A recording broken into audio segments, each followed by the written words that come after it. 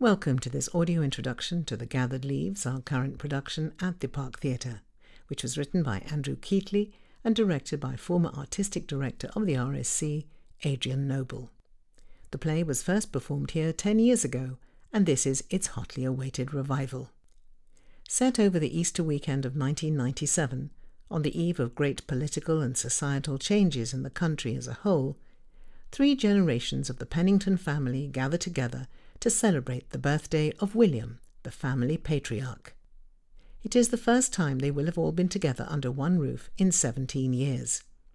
An opportunity for long-held resentments, untold secrets and disappointments, intergenerational clashes, as well as forgiveness, to bubble to the surface. 19-year-old Emily, the youngest of the clan, sums it up with this comment. "That's the problem with families. There's always something going on that someone hasn't told you about." The performance space of the Park 200 Theatre, 9 metres deep and 7 metres wide, with 3-sided tiers of seating, has been transformed into the elegant drawing room of the Penningtons' family pile, somewhere in the home counties. The 18-foot-high cream-back wall has a tall, wide doorway in its centre, with a panel of paned glass above it, leading to an unseen hall, of which we glimpse a similar cream wall with the dado rail running along at waist height above a parquet floor. It's through this doorway that new arrivals make their entrance, and when the family returns from church on Easter Sunday. To the right of the door, a tall sash window with floor-length gauze curtains softening the bright spring light coming into the room.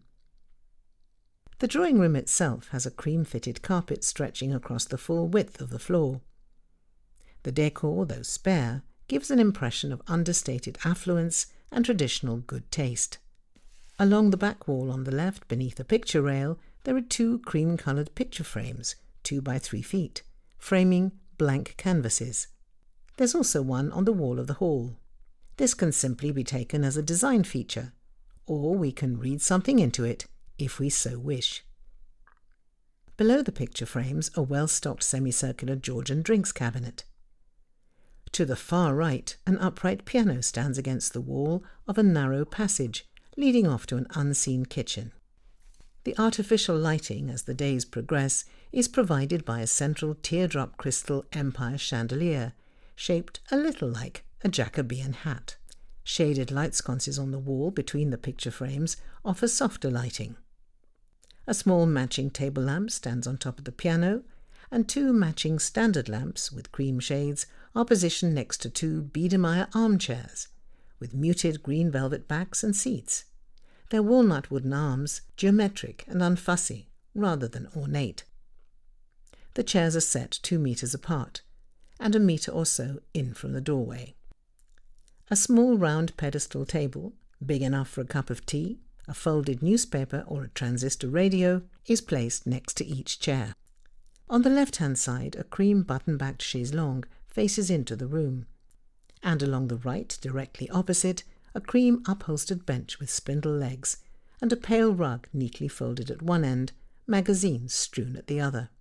A rectangular Georgian coffee table with cabriole legs, resembling the leg of an animal, stands in the middle of the room, on which a silver drinks tray of crystal glasses is set down, a card game is played, and other important objects are placed. Along the front of the space in the centre, there's part of a black padded fender, indicating a fireplace, with an imagined mirror above it, which the lady of the house glances at when adjusting her hair. In the front corners of the auditorium, one parquet-floored ramp leads off to the garden, and on its opposite corner, another leads to the rest of the house. So now to the Penningtons themselves. William the Patriarch is a traditionalist, an upholder of family values, and proud of his heritage. A slim man of medium height, he holds himself stiffly as befits the soldier he once was. His lined cheeks are taut, set in a near-permanent frown of displeasure.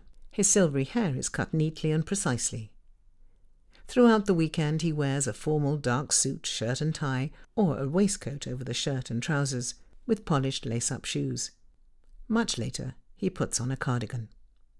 If he's somewhat terse and demanding, prone to fits of unexplained temper, his wife Olivia is the yin to his yang, a kindly yet still youthful blonde in her mid-70s who tries to calm any choppy waters that might be stirred up, with a gentle smile, a peck on her husband's head, or in the case of her firstborn, a kiss on his hand. However, the anxiety in her eyes and frequent intakes of breath reveal the evident strain and stress she's under. Her shoulder-length hair held back by a velvet Alice band, very much the look of a country lady in the 90s. She wears an assortment of loose-fitting, round-necked, mid-calf, floral or block-coloured dresses beneath a loose cream cardigan, and comfortable flat shoes. For church she dons an elegant Audenil coat dress with her hair pinned up in a pleat and a brooch, befitting her status as a senior member of an important local family. Olivia and William have 3 adult children: Samuel, Giles and Alice. Samuel, the oldest in age, at 49, is autistic.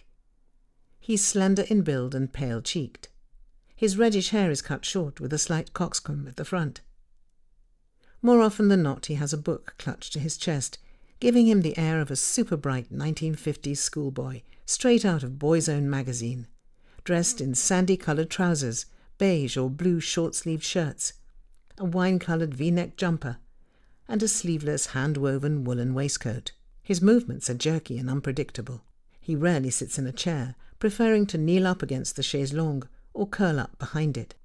Though he spends a lot of time in his own head, he has always sought and received the unfailing affection and support of his good-natured brother Giles, 2 years his junior, who towers over him in height and bulk. Giles is a broad-shouldered man with an open face framed by wavy ginger hair, large-framed glasses, who mostly wears rugby shirts or a country-style checked shirt with corduroy trousers or jeans. It's a while since Giles has boasted a six-pack, and he has the hang-dog look of a disappointed person, except when he's attending to Samuel, and then the years seem to drop away, and his face lights up. Giles is married to Sophie, a slim, hard-faced woman with long brown hair held back with a brown Alice band, carefully and conventionally dressed in a dark green blouse with a brown and cream-checked mid-calf length skirt, with court shoes or tan-coloured boots, which accentuate her stomp as she makes her entrances and exits. For church she wears a wide-brimmed hat worthy of a wedding or the Ascot races, and a well-cut pale green skirt suit. Sophie has the look of someone sucking on lemons who'd rather be anywhere else than at this gathering, despite having her children with her. Her son Simon is 22, tall, with thick unbrushed brown hair, a ring in his ear and a stubbled chin, despite the semi-formal nature of the weekend. He swaggers around in a loose tartan shirt or a polo shirt over jeans and trainers. But when he's in the room, his youthful energy infuses the air, bringing with it his wry sense of humour and his somewhat disrespectful cynicism. He's very much his own man. His sister Emily is a petite blonde with the insouciance of a teenager, who wears preppy miniskirts, shorts or dungarees, with her blonde hair either pinned back, hanging loose, or tied in bunches. Her large blue eyes widen in amazement at some of the conversations she's hearing. Finally we meet Alice, Samuel and Giles's younger sister.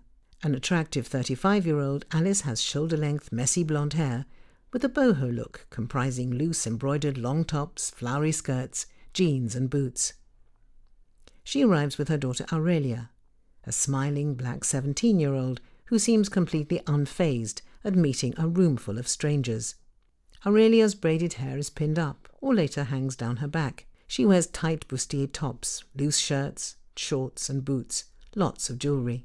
Her physicality is natural and unrestrained. A prologue precedes both Acts 1 and 2, taking us back to 1962. In the first, Giles and Samuel are playing a game inspired by Doctor Who, Samuel playing the part of the Doctor with a blood-stained bandage around his head, a velvet jacket and a neck scarf. Giles at this stage is not as tall as his brother, but already wears glasses. His shirt and trousers are a drab brown, hair in a classic pudding bowl cut. Their game involves a Pine School kit box with the letters GNP on the lid. When it's opened, it reveals some recognisable models of the Doctor Who world, miniature Daleks, an antenna, and various glass vials containing mysterious green potions. In the second flashback, Samuel looks like a younger version of his 49-year-old self, less confident than when he was playing Doctor Who, but then Giles is trying to teach him self-defence. In the few silent moments that occur during the action, Emily throws a cushion at her brother. Simon and William play backgammon. Samuel offers Giles a chocolate Easter egg, gleefully brings in a swan vesta-sized matchbox.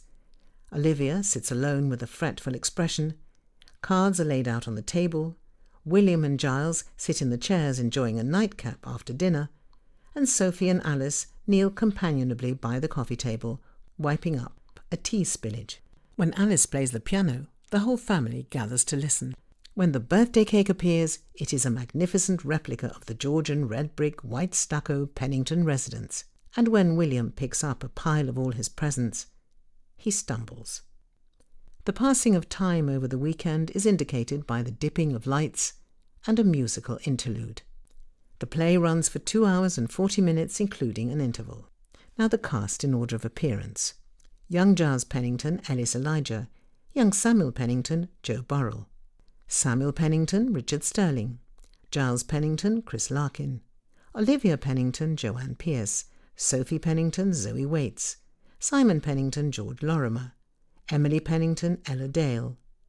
William Pennington, Jonathan Hyde. Alice Pennington, Olivia Vinell. Aurelia Najeva, Tanitra Porter. The principal creative team is as follows. Writer, Andrew Keatley. Director, Adrian Noble. Set and costume designer, Dick Bird. Lighting designer, Paul Pyant. Sound designer, Max Pappenheim. Costume designer and supervisor, Mike Lees. Prop supervisor, Katie Barmforth. Casting director, Gabrielle Dawes. Producer, Postscript Productions. For your further information, the programme features an in-depth interview with the playwright Andrew Keatley and Dr. Lorna Wing, co-founder of the National Autistic Society, who coined the term autistic spectrum, continuing and developing the work of Austrian-American psychiatrist and physician Leo Kanner in the 1940s. This audio introduction was written and recorded by Veronika Hicks on behalf of the Park Theatre. The show runs until the 20th of September, so we look forward to seeing you between now and then. Thank you for listening.